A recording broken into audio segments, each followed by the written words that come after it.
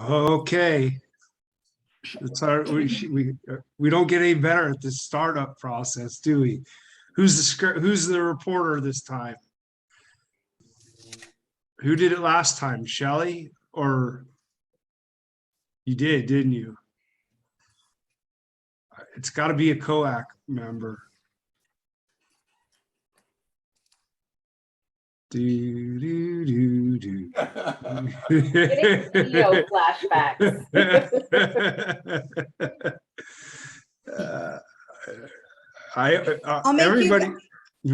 I'll make you a deal. I'm Okay. like a chronic negotiator. All right. So Perfect. do it one more time, but then next time when we break out, someone else from the COAC has to do it. Okay. So that's my deal. Okay. All right. All right, here we go. So I don't have the questions in front of me, but I know they're predominantly about the, there we go. Did the team miss something that you'd like to see measured? And are there measures on this list that seem more or less important to demonstrating success? Anyone want to start us off?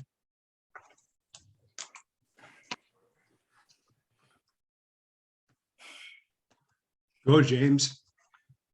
Yeah, I think I'm going to be evaluating this whole process based upon the ability of this process to engage in collaboration. My sense is that this project can't operate in a vacuum, given all the other initiatives and opportunities that are out here in our community. And if this project goes down the line, it'll be just like all the other projects I've seen. It'll be a process unto itself, not looking at all the other things that are out here. And I'm gonna give you a case in point is that Clean Energy Works projects that the city has $90 million a year that they're spending, don't know how to spend their damn money over there. Okay, if we're not measuring our ability to collaborate with other entities within the city, within the realm of this thing, I'm gonna be highly disappointed, because that means we're just talking to ourselves most of the time. So that's what we're missing. I don't know if that makes any sense to anybody, but Yeah, go ahead, man. No, say James, that makes total sense. I've heard it from you, I've heard it from other COAC members, we've heard it from the HAB as well. I think, with that direct connection primarily with Rose Quarter and Interstate Bridge, because it's along the I-5 corridor. That said, when we talk about the Portland metro region, and frankly our state, and how we're promoting broader diverse workforce, that pipeline building, rolling out the carpet, everything that you've identified, one project can make a difference, but the difference is on how those practices get implemented throughout. So I'm with you in how we figure out some better coordination and not be so siloed in projects by projects. And I'm a simple guy, at least I like to think so. I never see incentivization talked about in these projects, and the value of incentivizing the outcomes you want to see. And converse to that is punishing behavior you don't want to see. I don't want punishment is a bad word, but there ought to be consequence for failure. Let me say that again. There ought to be consequence for failure. People ought to know up front if they don't succeed. I'm giving you an idea, give you an example of what I'm talking about. Year after year, ODOT has these goals they're supposed to achieve. And they achieve them and they go right along, and our community has been worse off all these 20 years. And ODOT at the federal level never says, we're gonna hold your money up until you can figure out a way to be successful. They never say, oh, we're gonna give it to you anyway, even though you didn't meet certain goals. Now, I'm a contractor. When I go out here and pave something and my asphalt don't meet standards, they ain't gonna pay me. unless I can get Bill to negotiate something for me, then I'll get paid. But you know, we got to get away from this stuff. If we're paying out good money, we ought to get a result for what we pay for, and that, I don't care who it is. So anyway, I don't see that embodied in these performance and outcome things we're talking about.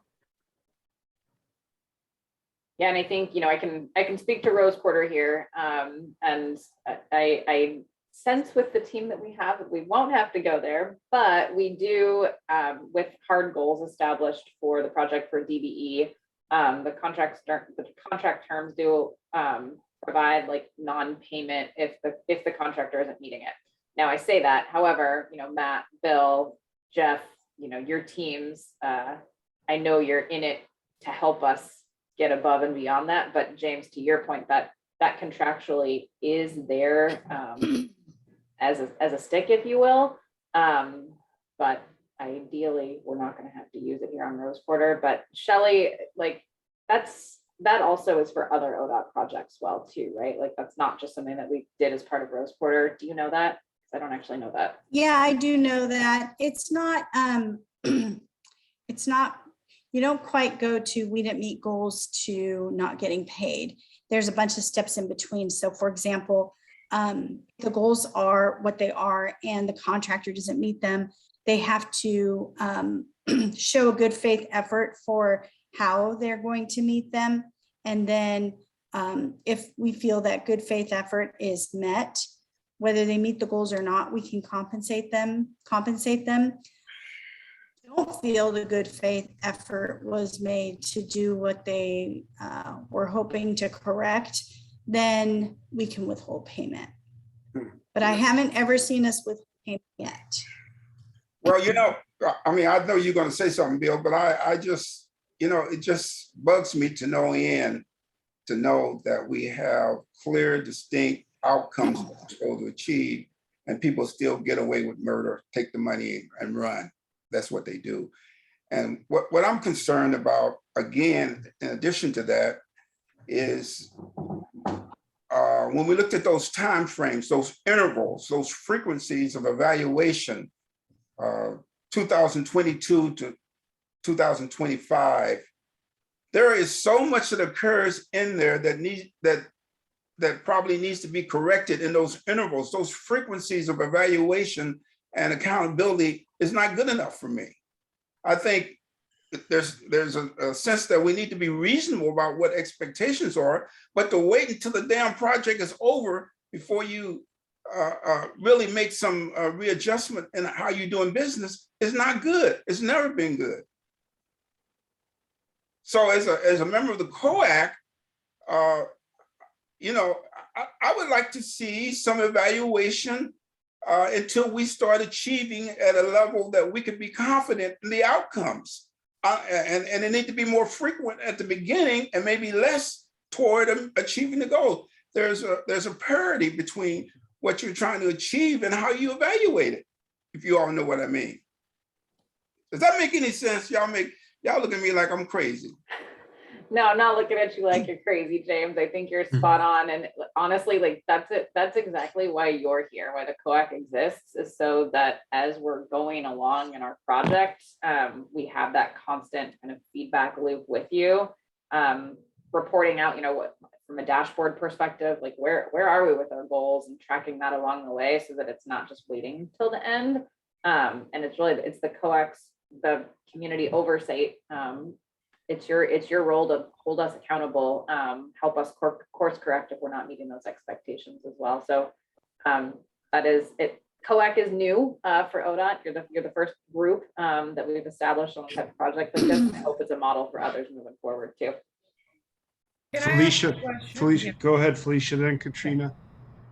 Okay, to build off of what James is saying and what you're saying, Megan, could we create a dashboard and then make it really simple, green, yellow, red, and then with the red where they're not meeting along the way, create optional, so COAC can see what the optional avenues are for if they are not on track. So I see where James is going is you can see that they're not meeting goal. What I'm hearing, and James, please chime in, is what are the options viable that we can implement and enforce if they're not meeting goal. So I think not only having that dashboard, but being able to then say, okay, they're not meeting goal. So here are the options that ODOT is implementing to either A, get them on track, to terminate the contract. What I'm just making stuff up, whatever, so that people like James and myself, other COAC members can go, okay, this is the way. When we go back to the community, we can say, this is a way ODOT is holding this project accountable as it progresses over this long period of time. You know what I mean? So that, because James is also saying we still have to go back to the community and say, this is how this project is this is the oversight to the project. So that's the balance that I'm seeing, Bill and Megan. So I don't know if that makes sense, James, to you, but that's what I was thinking in between. Yeah, you're absolutely correct, Felicia.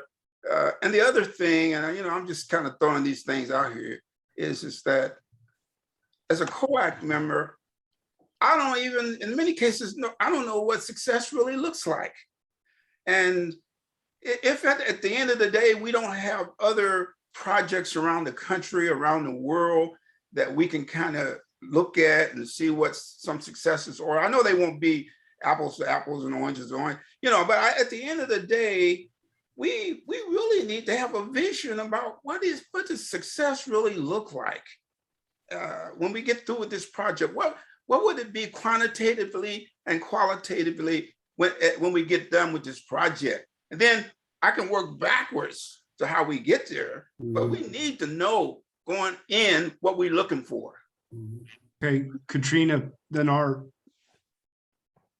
So I just want to say that if there's a way to measure success, even if it's failure. So what steps did we take? Did we move the dial at all, even if something wasn't successful? So even starting early with your folks that you guys are putting in now to kind of test out. So what happens if out of the 15 people, 4 or 5 of them don't make it? That doesn't necessarily mean that's not a success. Like there's a lot of behind the scenes stuff that's happening to try to prop folks up to help them be successful. And that in itself, of that networking and that change and that little bit of a dial is moving is a success, even if you were to look at the numbers and say only 2/3 of them were successful at the end. So I think that that's super important. It's important for looking at through that lens with whatever you're measuring, whether it's retention or whatever that is, because not everything's going to be a success depending upon however it is that you're measuring it. So there's more than one way to look at that. I agree with James. How do we necessarily know what success is? If we're looking at it in one regard. And then the other thing I'd like to say is that I also sit on the CIEC committee, and a lot of brilliant minds are there. One of the things that that group probably doesn't necessarily have the power to do is when somebody is going off the rails and we're trying to make that correction from a community member, it feels like we're hitting our heads against the wall sometimes because we don't have any power to enforce that change. So when, I don't remember who it was that said this, but when you can see somebody is not doing what they're supposed to be doing or doesn't have the tools or whatever, if we could hold them accountable in some sort of way, whatever that is, in some sort of meaningful way, so that the COAC also feels like they're moving the needle as well. I don't know what that is, but something to that effect. Yeah. Thank you. Bill, do you mind if I jump in just for Please. a second? Because James and Katrina, I think you're hitting something, and this is exactly what we wanted to get out of the performance measures. And so, like, to your point, using this to define what do we want by way of an outcome, and then, Katrina, to your point, like, are we succeeding, are we failing, and how do we tell that story as we go along? So, like, one of the performance measures, I'm looking at it here specifically, is to create enduring opportunities for wealth creation for the historic Albina community. what does that mean? So by way of tracking it, looking at what are the number of construction elements or activities supporting access and equity? What are the number of new entry-level positions or trainings that are created to provide opportunities for community members entering the workforce? Number of jobs and number of existing or returning Black-owned businesses that are supported by the project. Number of promotions for minority workers to journeyman and mid-level management. Number of Black-owned businesses started within 5 years. So like that's a sense of some of the quantitative components that we're starting to think about. So like what I'm super interested to hear from you is that, how does that sound to you? Are those the right things to be tracking? Are there other things that we should be tracking? And then from a qualitative perspective, supporting additional career training opportunities beyond construction. So one of the measures that we're proposing is that the project supports an additional career training opportunity, just kind of beyond the traditional construction trades. So thinking about, administration, human resources, political leadership, and doing that within Albina, and particularly for members of the historic Albina community.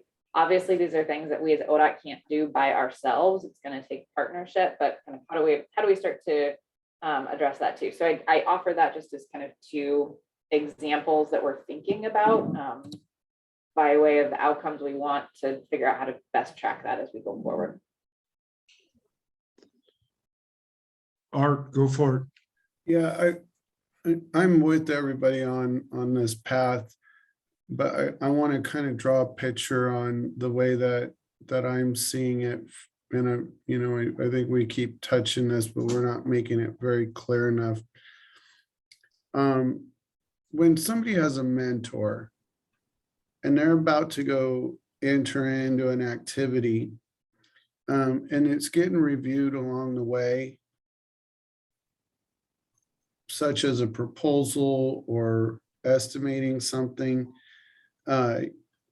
you have a second eye over the top, set of eyes looking over the top of your shoulder to make sure the pieces are all in front. And like, both Christina and James have said this, over time, you won't need that support. But if you just get it in the front end and keep working towards it, you're going to actually be creating a measurable outcome in the activity. So I'll just walk it clearly out, or, verbalize it.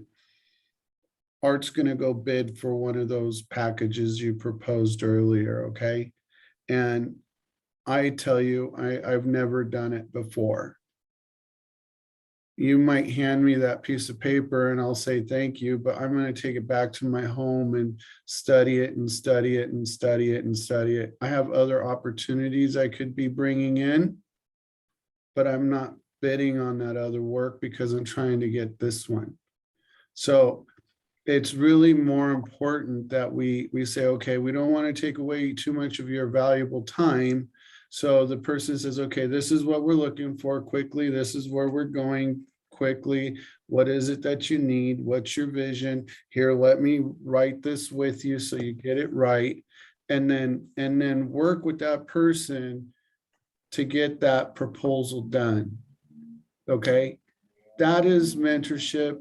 That is going to create a capacity that will be forever understood and remembered and thankful for. That's something this program can do. Now, if we want to say, how are we doing? It'll be by the least amount of time needed by a person tutoring through the process and allowing them to be successful. Secondly, while the project is running, they are awarded the project. You're walking along, you're saying, okay, you got billings coming up. And we want to make sure that you're doing it right, because ODOT's going to be pretty sticky on how this is going to pay out. So we're going to learn how to build an SUV, and we're going to measure the SUV. And then you're going to propose a WIP, possibly a work in progress. How does the WIP mean? What does the WIP mean to this project? And why is it important for the SUV? So when you walk people through the park on an activity side by side with somebody that's standing next to them in a vision of how to be successful at an activity, you're eliminating the amount of extra work that the people downline are going to have to spend trying to reconcile the phone calls, the emails, all of those things. So spend the time up front. Let's build that vision. Let's say, okay, yeah, you're almost there. I get what you're doing. I love it. Okay, yeah. No, but we have to recheck ourselves and say, yeah, we got to stop right here, back up. You missed this, or you're charging too much because you only had this much material, this much labor, and you're like 300 times over the amount. This is going to get kicked back. Let's go back and do it again. On the job site, you have an individual out there performing, and he's not really meeting the expectation on the job site, and the contractor's being complacent about the worker. Who's going to say, hey, we really need to pay attention to what he's doing. It's costing you a lot of money by that not getting done correctly. What are we doing about that? Where's that tutor at? Where's that mentor? How do we build a vision around that's money lost? The person started with an opportunity, and we don't want to turn their lights out at the end of their project. And then when we get to the end, how do we do our closeout activities? What are those activities? What's important? Did you get all your warranties out? Did you get your lien releases done? Did you do all the things that are needed to get paid? That's what when I was talking about capacity and thinking about all of those things, where is the individual that's going to help them be successful to the end of the job? So when I say measurables, I mean measurables in that sense. I'm drawing a linear vision because I'm going off of activities that will take place. And those activities need to be tutored along the way. Yes, a lot of people can do the work, but not very many people are good at doing business. And it's not because of color. Hell, I struggled with it for a long time, and I'm good with numbers. Okay. It's just getting them to get in the cycle so it's repeatable and it's easier and it gets easier and it even goes beyond. And I hear that out of everybody sitting in this room that just spoke on this, but I'm just drawing a picture around the statements that they're all making. You're describing my whole program. I mean, I don't know. I feel like we're on the same page. I do everything that you just described. Yeah. Jay. Yeah, and you've been successful in it. You have just about everybody out here that works in this industry right now has been touched by your mentoring. Yeah. You know, there's unequivocal. I could just go through it and tick them off for you if you wanted me to. But everybody that's out here doing work in this environment today has come under what you have done for them, Bill. Yeah. Yeah. I mean, I'm being truthful with you. My bigger concern is you doing too much out there with this thing, and that we have to leverage other institutions. You know, white people have other institutions that support them that they're anonymous in this group right here. Mhm. But we have to mechanically invent organizations to do stuff for us. All the redlining on the banks, our credit, all that stuff, the financial world, the banking, the relationships are non-existent. You naturally, as white people, y'all naturally have all these things. Why don't we empower some of the other institutions that are out here to really focus on building capacity within those institutions? Look at the Urban League. They beg every day for their little money. They used to do a lot of employment stuff once upon a time, but now they have to default to some other kind of begging opportunities. The institutions that we have, the NAACP and all them other places, they're weak. They need to be built. They need to be assisted in helping you guys achieve this goal that you're talking about. Go ahead, Megan. One thing I was gonna add that I'm hearing loud and clear from this group, and kind of as I look over the performance measures, that we're missing a performance measure that speaks to mentorship. And I think that there's value in incorporating that into one of the performance measures so that we don't lose sight of that as we go forward. So Matt and Bill, maybe that's an area where we can collaborate and make sure that gets added in. Okay, And we need a second bill, not just one. And a third one and a fourth Yes, we one. do. Yes. we well, do. I mean, I think that's the exciting thing is that never have we had such a large audience of people that want to do this, learn this stuff. Matt's assembled a